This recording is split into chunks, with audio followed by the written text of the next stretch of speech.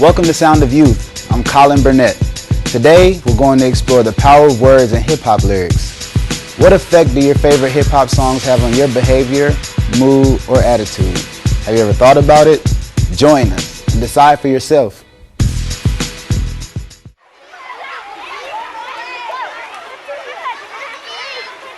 Words and rhyme are the heart of rap music. Pulling words out of thin air, matching them and blending them into a beat has proven to be music's pulse for communicating, especially to the youth. Rap music emerged from the inner city streets of New York during the late 1970s.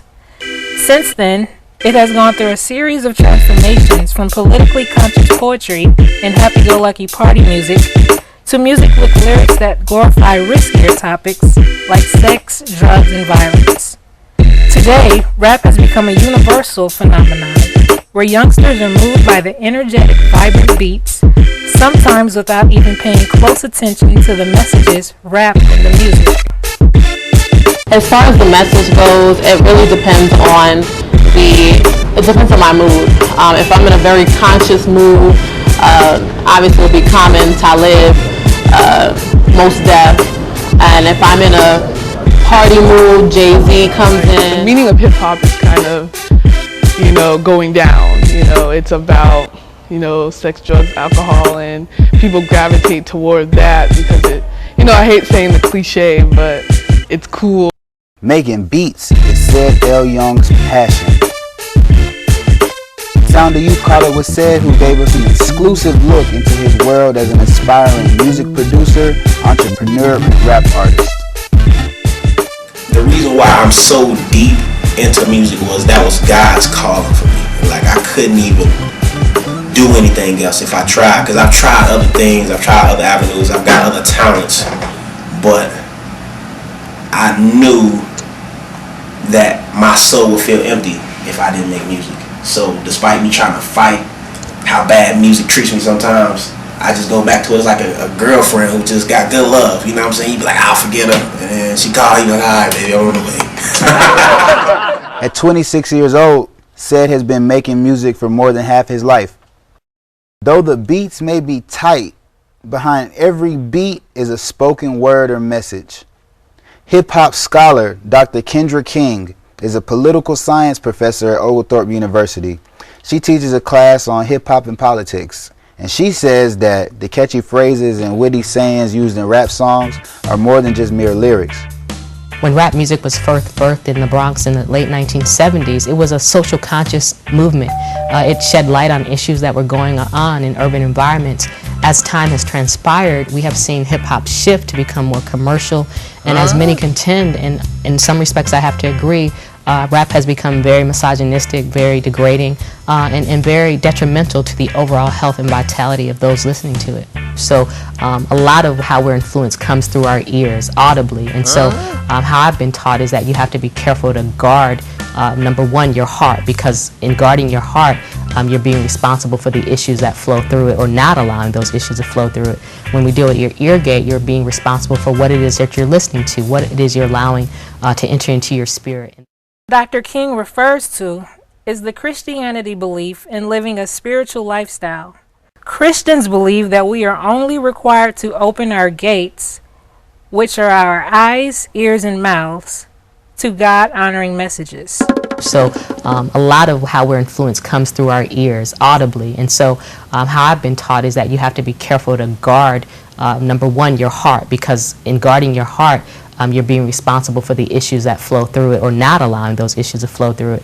When we deal with your ear gate, you're being responsible for what it is that you're listening to, what it is you're allowing to enter into your spirit, and then your eye.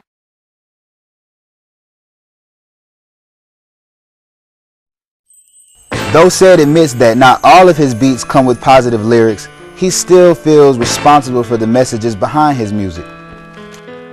Every man is responsible for his own message. Every man is responsible for his own message. Every man is responsible for his own message, because I think the responsibility I have towards the youth is to be mindful of how I send my message out, because I do understand how rap music has transformed the youth. Like, when somebody says something, then it becomes pretty much law or standard in the youth. Take the word swagger, for example. This is a word that has been in the English vocabulary since the late 1500s. But during the past few years, hip-hop has turned the term into a movement. Songs like Swagger Like Us, My Swag, Turn My Swag On, Pretty Boy Swag, and of course the classic Swag and Surf makes it seem as though the trendy word swagger was created through mainstream hip-hop. In Dr. King's book, African American Politics, she traces the trends in hip-hop back to who won presidential office. So when you look at hip-hop when it first began, President Jimmy Carter was in office, but he was quickly replaced by President Ronald Reagan, who made a decision to count ketchup as a vegetable.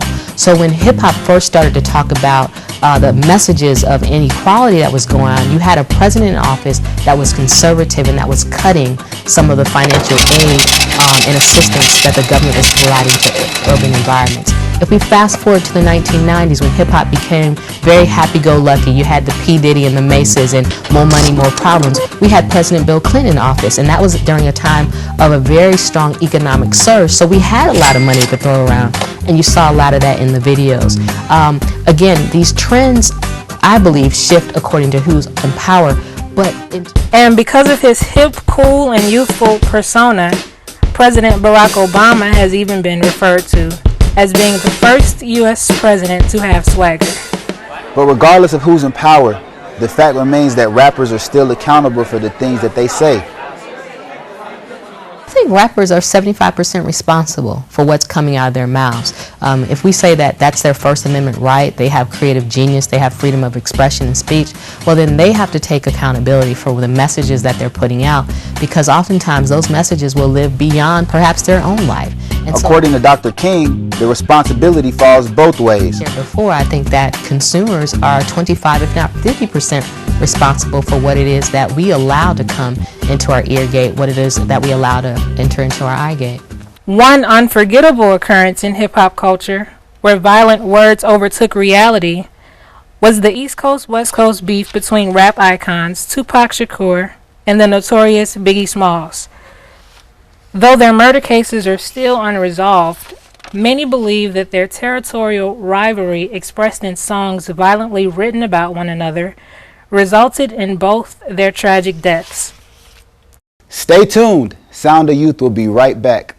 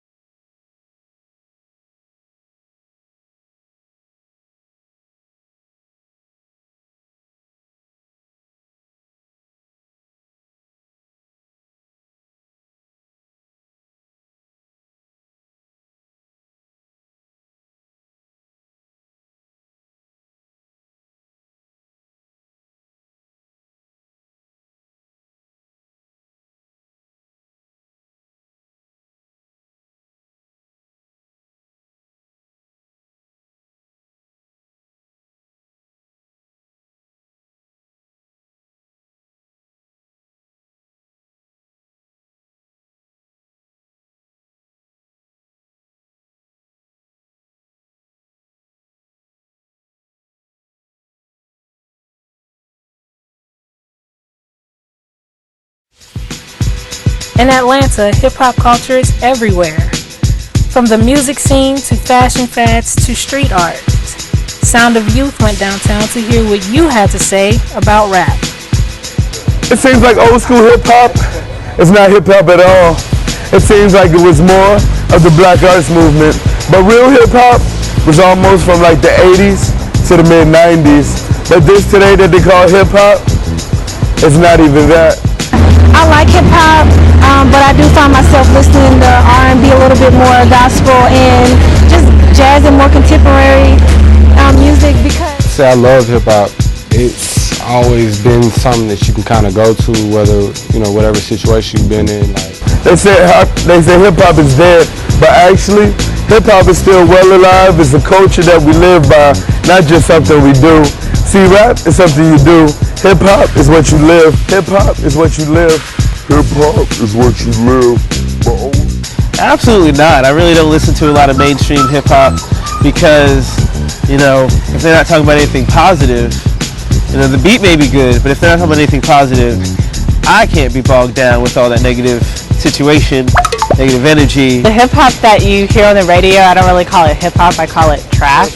But only allowing us to be able to give the education that we got in the past, only allowing us to move on to the future. So when we go into the space age, hip-hop will still be around. But I feel like it's a negative influence for many reasons, like the misogynistic lyrics and things of that nature.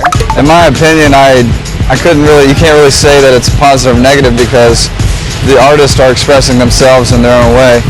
And so to them, it's releasing some type of energy, whether it be negative or positive, that's making a better outcome for them. Like, everybody can't be the good guy. Yeah. You know what I'm saying? Like, you got Lupe, you got your good guys.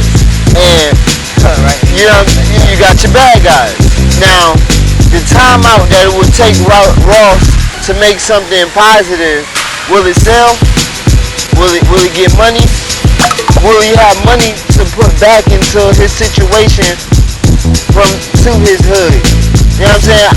And this is a point where the doing bad makes good, yeah? Only 2 years into his music career, 24-year-old Sincere is using his rapping skills to do just that. Make money. Sincere says that he grew up listening to rap and has experimented with many of the negative stereotypes that are glorified in rap today. Though he does not feel that the lyrics in rap music has had influence on him, he has found that the lyrics have served as therapy when going through life's problems. Driving While Black, etc. Those things have taken a group of people who already felt marginalized and pushed them over the edge. And so today, I think the negativity is just a part of the commercialization of hip-hop. We've got to prove that we're hard. We got to prove that, we're not going to take any junk from anybody. And the way that we do that is making people fear us. And a lot of the lyrics in hip-hop today basically say, if you disrespect me, I'll take your life. Now, we know that's not common sense, and we know that's not a healthy alternative. But I think a lot of times artists today are expressing frustration where perhaps other institutions and people have let them down. I'm not really looking to be famous, but I'm pretty sure it'll come, but if it does, I'm not going to stay in the rap game that long. I'm going to eat from it and invest. I'm going to do a Jay-Z move. I'm going to do a 50 Cent move. They still rap, but that ain't all they do. Stay tuned. Sound of Youth will be right back.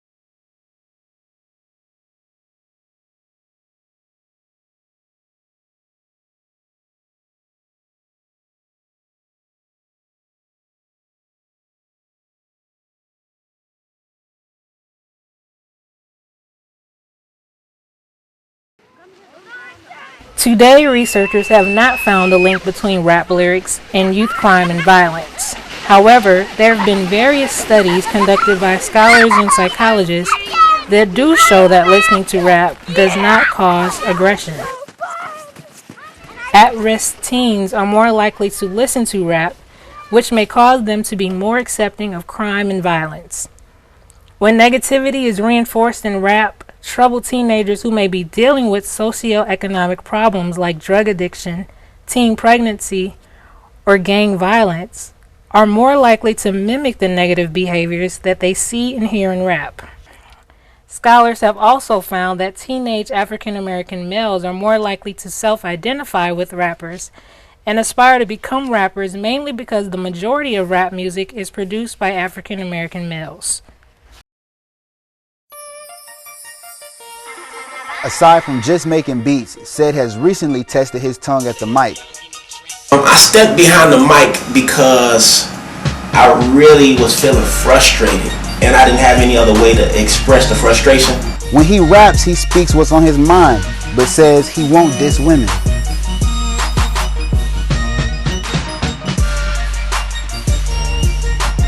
Because I got a lot of sisters and a lot of female cousins. So my uncle always told me, like, hey, when you walk up to a woman, just imagine, so what would you want somebody to say to your little sister or your little cousin? Like, I try not to promote disrespect towards women. Like anything else, I might be a little aggressive. I might have a little attitude, like war attitude, and like, hey, let's get it. But I really try to keep the respect for the women at the utmost high, because I wouldn't want nobody talking to my mama or my little sister a certain type of way. And I wouldn't even want my mama, my little sister, or my cousin to date a rapper.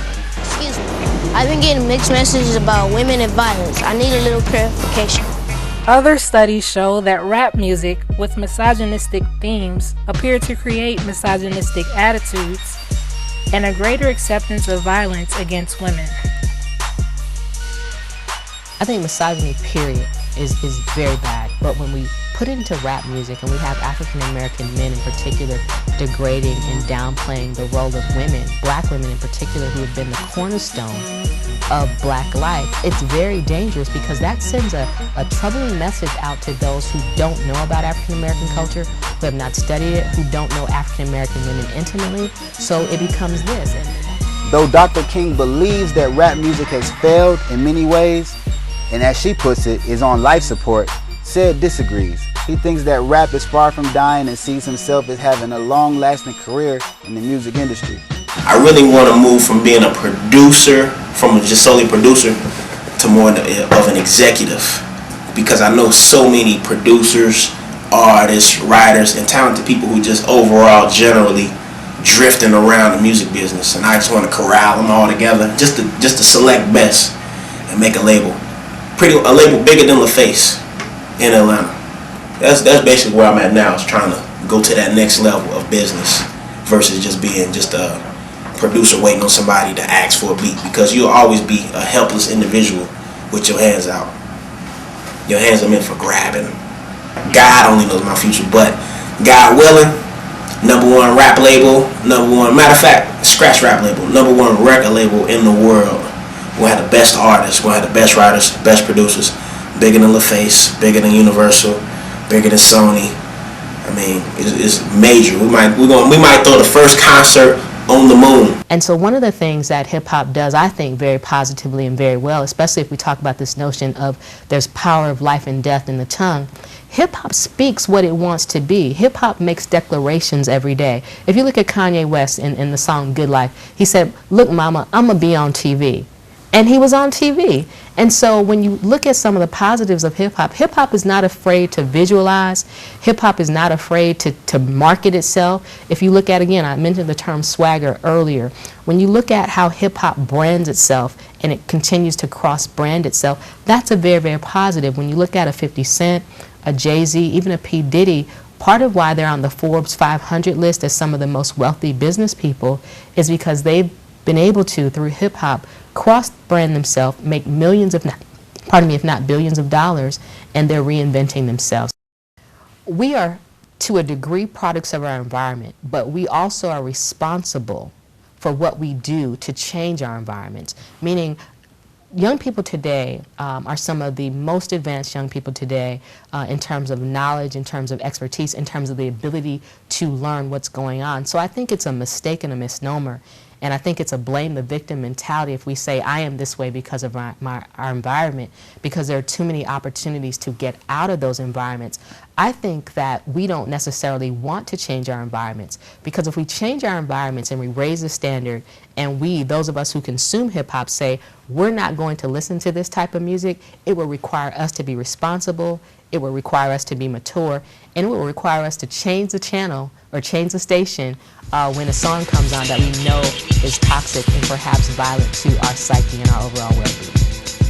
It's just the beat, the momentum. Hip-hop that we're based off of is dead. I would say that.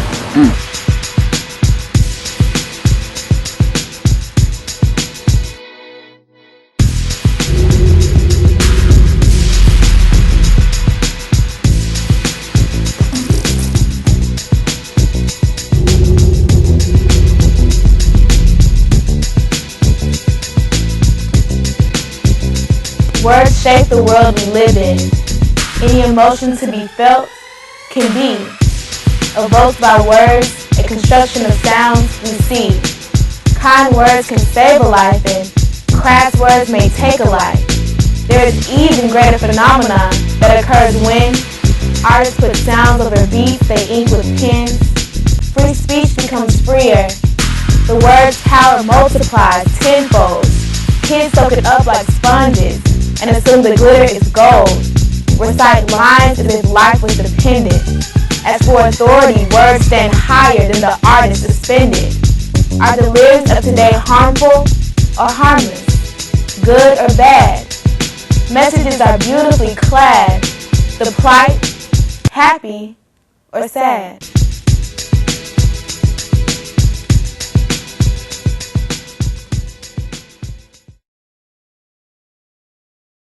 It's all confused, and really, you know, the messages come underneath the music. You know, like maybe the lyrics, you may hear it, but you know, people are thick-headed and they're not listening. They're just absorbing it. Swag. That's how I feel. Yeah. So my last question to you, Dr. King, in your opinion, do you feel that rap music has harmed or helped the youth? I think it's done both. I think when you look at hip-hop and how far it's come, from the late 1970s to now, without a doubt, it's helped young people.